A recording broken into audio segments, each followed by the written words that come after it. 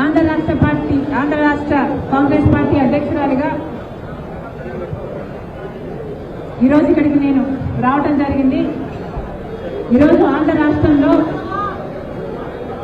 ఉల్లి పండించిన రైతులు ఎంత ఇబ్బందుల్లో ఉన్నారో ఇక్కడికి వచ్చి చూస్తే స్పష్టంగా అర్థమవుతుంది.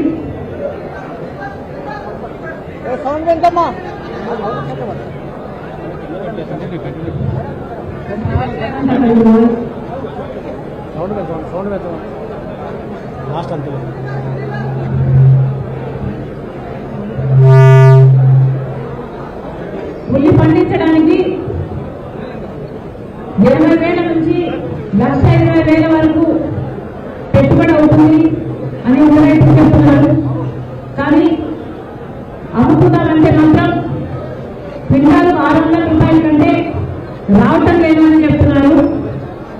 గత సంవత్సరం 4,500 రూపాయలకు అమ్ముకోగలిగాం. ఈసారి డిమాండ్ లేక ఉల్లి కొనడం కూడా కరువైపోయింది. దాంతో ఈ దళార్ల కార్టెల్ దళార్ల సిండికేట్ కేవలం 600 రూపాయలు, అది కూడా మంచి గ్రేడ్ అయితే, కింద గ్రేడ్ అయితే 300కు 200కు కూడా అమ్ముకుంటున్నారు. పండించిన పంటలో పెట్టుబడిలో కనీసం సగం కూడా రావటం లేదు అని ఇక్కడ రైతులు ఆపుతున్నారు. మరి రైతులకు నష్టం వస్తే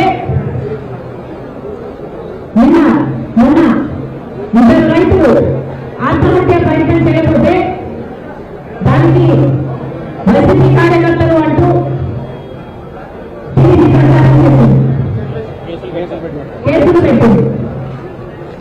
మరి రైతులకి పండించిన పంటకి కూడా పార్టీలు ఉంటాయని ఇప్పుడే అర్థమవుతుంది.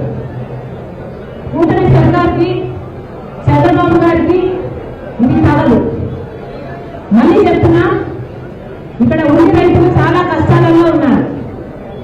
600 రూపాయల కంటే రావటం లేదు.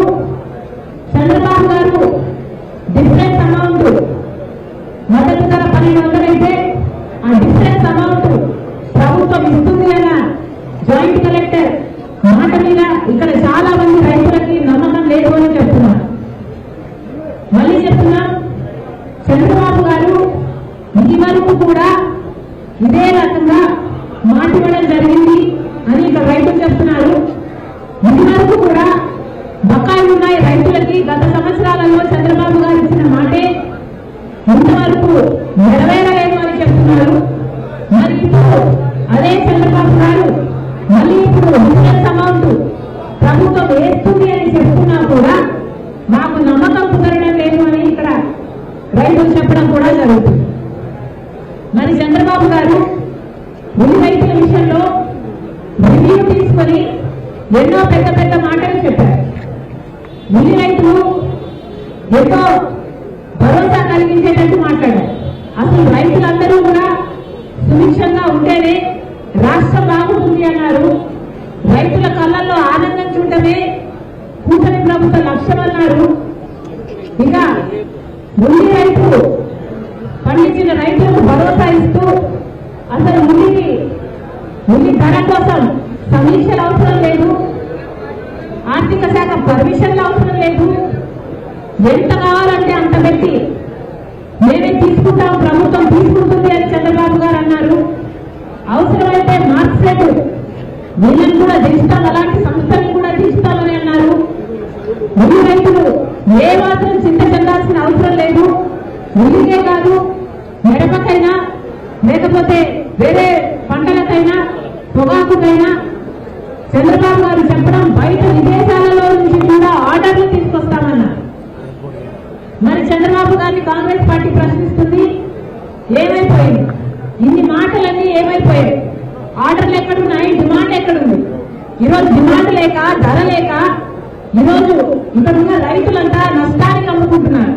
మరి చంద్రబాబు గారు దానికి ఏం సమాధానం చెప్తారు?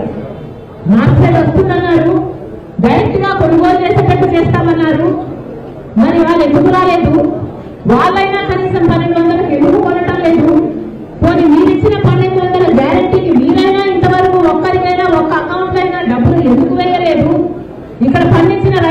600కి అమ్ముకోవాల్సిన అవసరం ఎందుకు వస్తుంది? చంద్రబాబు గారు సమాధానం చెప్పారు.